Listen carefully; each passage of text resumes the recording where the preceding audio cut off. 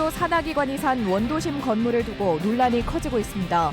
도의원들이 공익감사를 요구한 가운데 의혹이 제기된 상인회도 명예훼손이라며 반발하고 있습니다.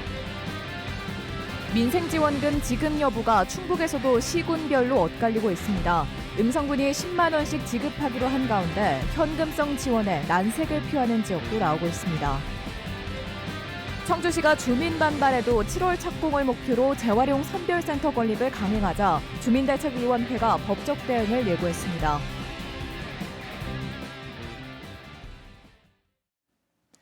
네, 시청자 여러분 안녕하십니까? 계속해서 MBC 뉴스투데이 충북입니다.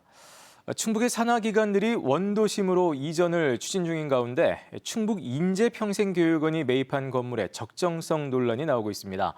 더불어민주당 도의원들은 공익감사를 요구했고 한편 성안길 상인회는 매입에 관여했다는 의혹을 제기한 도의원에 대해 사과가 없을 경우 고소하기로 했습니다. 정재영 기자가 보도합니다. 지난해 11월 충북 인재평생교육진흥원이 매입한 청주 성안길 우리문고 건물입니다.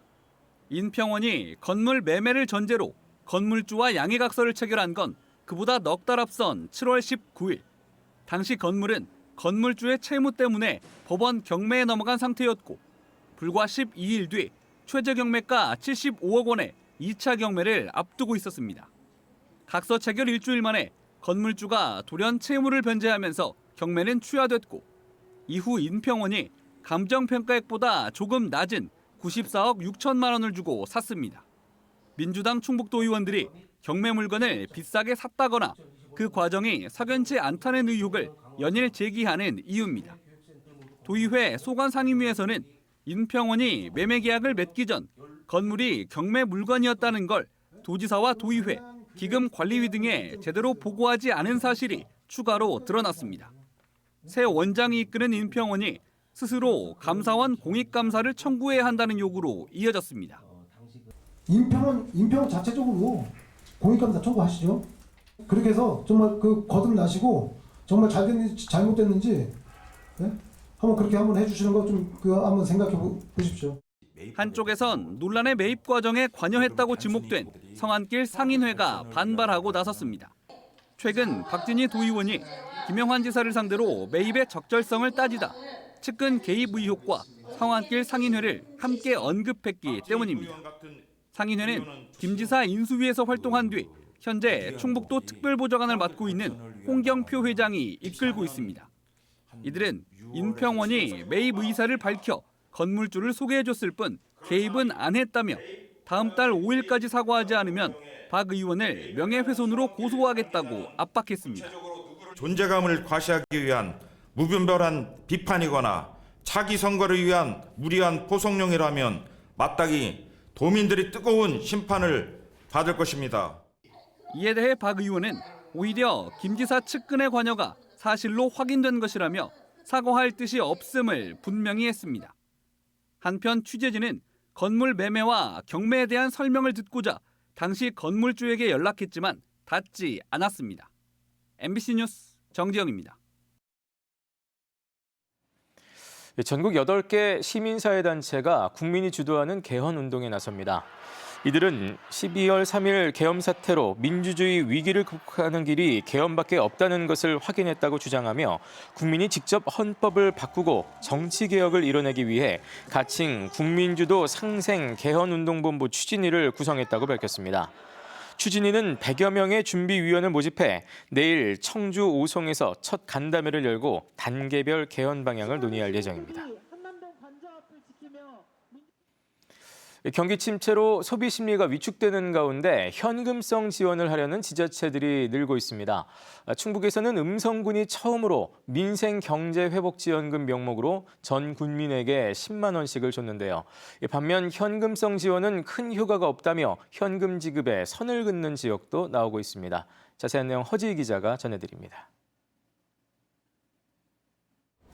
국민 모두에게 민생경제회복지원금 10만 원씩을 지급하기로 한 음성군. 지속되는 경기 침체에 위기에 몰린 지역 경제, 폭설 피해로 인한 일상 회복을 위한 불가피한 조치라고 설명했습니다.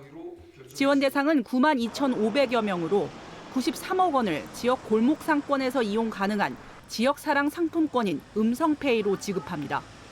음성군 의회도 다음 달 중 원포인트 임시회를 열고 다음 달 내 지급을 지원 사격하기로 했습니다. 팍팍한 가계 경제에 조금이나마 보탬이 되고 민생 회복과 지역 경제 활력 회복에 마중물 역할을 했으면 하는 희망입니다. 현재 민생지원금 지원은 더불어민주당 소속 단체장이 있는 자치단체를 중심으로 확산하고 있습니다. 앞서 100만 원 지급을 결정한 전남 영광군 등 현재까지 10곳 가까운 곳에서 민생경제회복 지원금 지급을 결정했습니다. 반면 지원에 선을 긋는 지역도 있습니다. 현금성 지원은 단기 처방에 불과하다는 논리입니다. 국민의힘 소속인 조기령 충주시장은 코로나 등 과거와 마찬가지로 현금성 지원 계획이 없다면서 대신 현안 사업에 집중하겠다는 입장입니다. 현재 진행하는 사업이든 속도, 양적, 질적으로 더 재정을 좀 과감하게 투입해서 지역에 돈이 돌게 하겠다는 겁니다. 현금을 나눠드리고 하는 거는 저는 고려하지 않고 있고요. 최근 361명이 응답한 제천의 한 인터넷 커뮤니티 설문에선 65%가 민생지원금 지급에 찬성하기도 했습니다. 그만큼 개인과 가계 경기 상황이 어렵다는 걸 방증하고 있습니다. 하지만 민생지원금 지급은 각 자치단체의 재정 상황이나 단체장의 의지에 따라 달라질 것으로 보입니다. MBC 뉴스 허지입니다. 충북 지역 중소기업 10곳 중 절반은 설 자금 사정이 좋지 않은 것으로 조사됐습니다. 중소기업 중앙회 충북지역본부가 도내 중소기업 110곳을 대상으로 조사한 결과 50.9%가 지난해 설과 비교해 자금 사정이 곤란하다고 답했고 원활하다는 업체는 7.3%에 불과했습니다. 자금 사정이 어렵다고 답한 업체는 판매와 매출 부진을 가장 큰 이유로 들었고 원자재와 부자재 가격 상승과 인건비 상승을 그 다음으로 꼽았습니다. 한편 금융기관 거래 시 주요 애로사항은 높은 대출금리로 나타났습니다. 청주시가 오는 7월 인근 주민 반발에 부딪힌 현도 재활용 선별센터를 예정대로 착공하겠다며 충청북도에 용도 변경을 신청했습니다. 주민들 역시 계속 반발하고 있는데요. 양측 모두 법적 대응까지 고려하고 있어 어떤 결론이 나더라도 후유증이 남을 것으로 보입니다. 보도에 신병관 기자입니다. 청주시청 앞입니다. 현도 재활용 선별센터를 반대하는 현수막들이 해를 넘겨서도 자리를 지키고 있고 주민들도 소규모 반대 집회를 이어가고 있습니다. 주민 반대가 계속되는 가운데 청주시는 추진 의지를 분명히 했습니다. 본래 용도가 매립장이었던 부지를 재활용 선별센터로 활용하게 해달라며 충청북도에 계획 변경을 신청했습니다. 매립장보다 환경적으로 낮은 단계의 시설인 만큼 승인에 문제가 없을 것으로 본다고 밝혔습니다. 당초의 목적이 매립장이었고, 근데 지금은 저희가 선별장으로 용도를 바꾸는 그런 과정인데 어떻게 보면 더 나쁜 거보다 더 나쁜 거로 이해하는 사업이 아니고. 변경 승인 여부는 주민 의견 청취와 관련 기관 협의 등을 거쳐 충청북도 지방산업단지계획심의위원회에서 결정됩니다.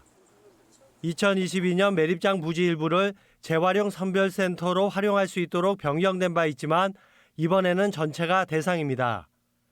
주민비상대책위원회는 반대 의견을 내겠다며 여전히 소통이 충분하지 않다고 청주시를 비판했습니다.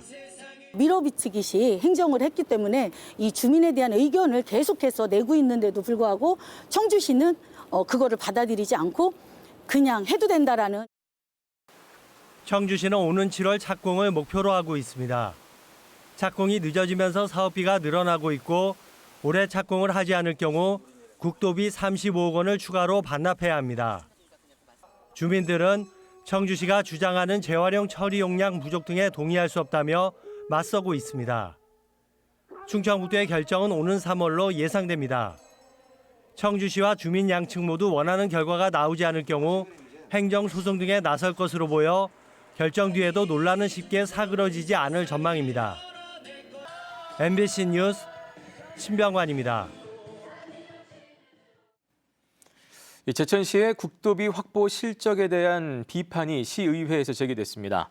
제천시의회 더불어민주당 이정현 시의원은 본회의 5분 발언에서 올해 제천시가 확보한 국비는 1,510억 원으로 진천군 1,661억 원, 음성군 1,400억 원 등과 별 차이가 없다고 강조했습니다.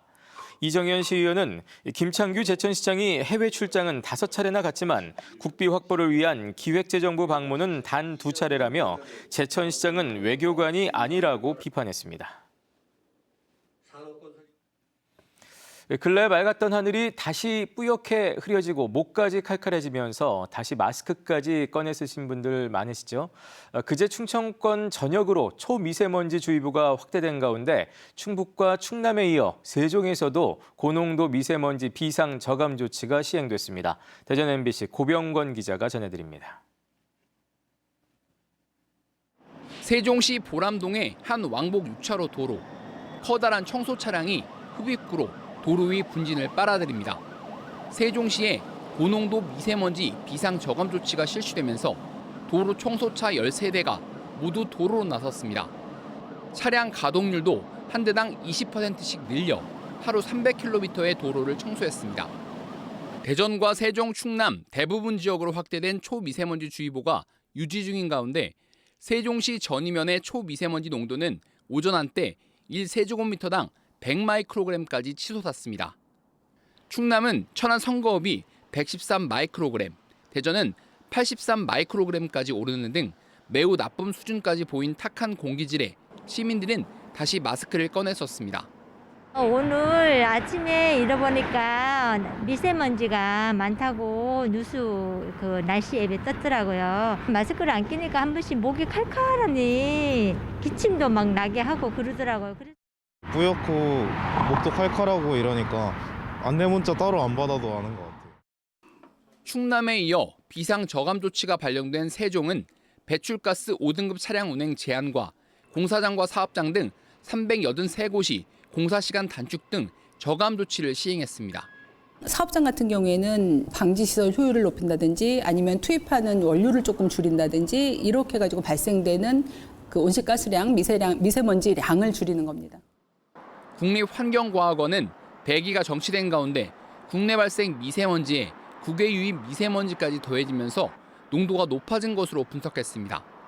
최고점을 찍고 점차 해소되고는 있지만 아직까지는 잔류 미세먼지 농도가 높을 수 있다며 주의를 당부했습니다. 금요일부터 불어오는 동풍에 설 연휴가 시작되는 이번 주말부터는 농도가 보통 이하 수준으로 해소될 전망입니다. MBC 뉴스 고병관입니다. 한라산을 포함한 국립공원에서는 자연경관 보호를 위해 탐방로 외에는 출입을 엄격히 금지하고 있습니다. 그러나 눈 덮인 한라산에서 일부 스키 동호인들이 탐방로를 벗어나 스키를 타고 있는 상황인데요. 불법이지만 단속도 제대로 되지 않고 있습니다. 제주 MBC 이소연 기자가 전해드립니다. 백록담 아래 펼쳐진 설원. 난데없이 스키복을 입고 헬멧을 쓴 사람이 눈 쌓인 산비탈을 가로질러 내려옵니다. 자연 설산에서 스키를 타는 이른바 백컨트리 스키어들입니다. 문제는 이 같은 행위가 모두 불법이라는 것. 그러나 이들은 그 사실을 알면서도 아랑곳 않습니다. 한라산에서 타지 말라고 하는 이유가 위험해서 하지 말라. 이런 거라서 좀 더 납득이 안 가는 거죠. 하지 말라면 더 하고 싶잖아요. 한라산 정상 부근뿐만 아니라 숲속 조리대는 물론 평소 등반객들이 오고 가는 나무 계단에서도 스키를 타는 영상들이 SNS에 올라와 있습니다. 국립공원의 식생이 파헤쳐질 우려도 높은 상황. 영상을 올린 당사자는 취재가 시작되자 산악스키의 저변 확대를 위해 한국에서도 탈 수 있다는 것을 홍보하고 싶었다면서 물의를 일으켜 죄송하다고 밝혔습니다. 하지만 같은 유튜브 채널엔 이미 3년 전에도 한라산에서 스키를 타는 영상이 남아 있습니다. 특히 영상 말미에는 불법이라는 자막까지 버젓이 표기해뒀습니다. 한라산을 찾는 스키어들이 잇따르자 한라산 국립공원에서도 계도에 나섰습니다. 자연공원법은 자연 생태계와 자연 경관을 보호하고 안전을 위해 탐방로 외에는 사람의 출입을 금지하고 있습니다. 한라산 국립공원은 영상을 올린 사람들을 확인해 한라산 산악스키 영상 삭제를 요청할 계획입니다. 그 한라산이 그 식생이라든가 그 자연 경관을 보호하기 위해서 그 무단 침입을 금지하고 있습니다. 그리고 앞으로는 드론 촬영이라든가 이 단속 인력을 확대해서 하지만 스키를 타다 적발이 돼도 과태료가 최대 50만 원에 그치는 데다 현장 적발 외에는 마땅히 제재할 방법도 없어 제도 개선이 필요해 보입니다. MBC 뉴스 이소연입니다. 충청북도 체육회가 여자 검도팀을 창단했습니다. 여자 검도팀은 청주시청 검도부 출신의 민병주 감독이 팀을 이끌고 이혜림, 조은혜 등 5명의 선수로 구성됐습니다. 충북체육회는 지난 2022년 여자 검도가 정식 종목이 됨에 따라 이번에 팀을 창단하게 됐다고 밝혔습니다. 이로써 충북체육회 소속 경기팀은 남자 롤러와 남자 스쿼시에 이어 여자 검도까지 3개 팀이 됐습니다.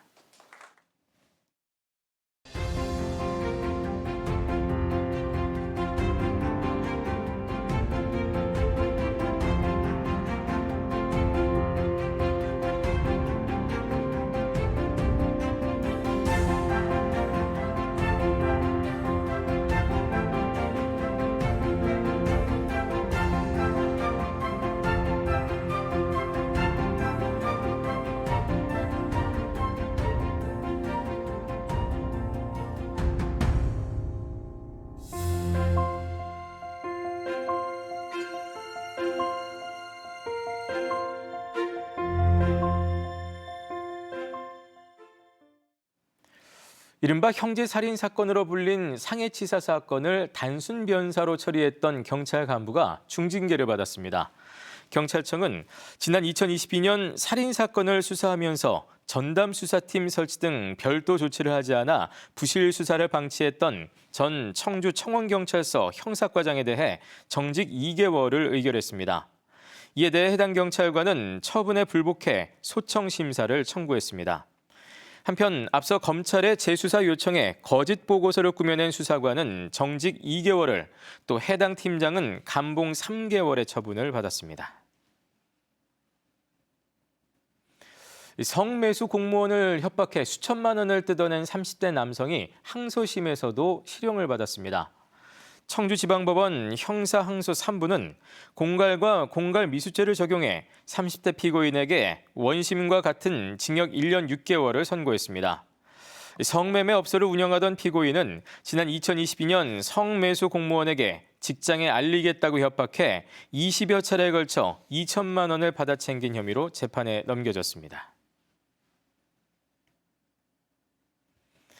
충북교육청이 동청주와 서충주 그리고 제천을 국제 바칼로레아 교육지역 클러스터로 조성합니다. 동청주 지역에는 동주초등학교와 금천중학교, 일신여자고등학교가, 또 서충주 지역에는 충주중앙탑초등학교와 중앙탑고등학교가, 그리고 제천에는 대제중학교와 제천중학교, 제천여자중학교와 제천여자고등학교가 포함됩니다. 해당 클러스터는 학생들이 지역 내 IB 프로그램을 운영하는 상급 학교로 진학해 성장할 수 있는 기반을 마련하기 위해 조성됩니다. 충북도청 민원실이 20년 만에 공간 개선 공사를 마치고 다시 문을 열었습니다. 이에 따라 여권 발급 창구와 교부 창구를 하나로 합쳤고 사회적 배려 창구를 조성했으며 민원인 대기 공간과 모유 수유실을 개선했습니다. 한편 충청북도는 오래된 도청 본관도 복합 문화 공간으로 조성할 계획입니다.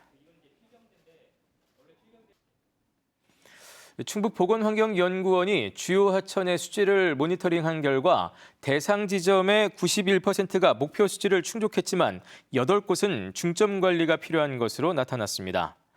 수질 기준에 미달한 곳은 칠장천과 무심천, 넷걸음천 등 미호강 유역의 6개 지점과 영동천과 옥천천 등 대청댐 상류 2개 지점입니다. 보건환경연구원은 지난해 오폐수와의 전쟁 선포 이후 미호강과 대청댐 상류, 또 달천 유역의 86개 지점에서 매달 수질 모니터링을 실시하고 있습니다. 설 연휴를 맞아 24시간 응급의료 진료 체계가 가동됩니다. 충청북도는 지난 추석 연휴보다 1.9배 많은 9,594곳의 당직 병의원과 약국을 지정했습니다. 네, 뉴스를 마칩니다. 고맙습니다.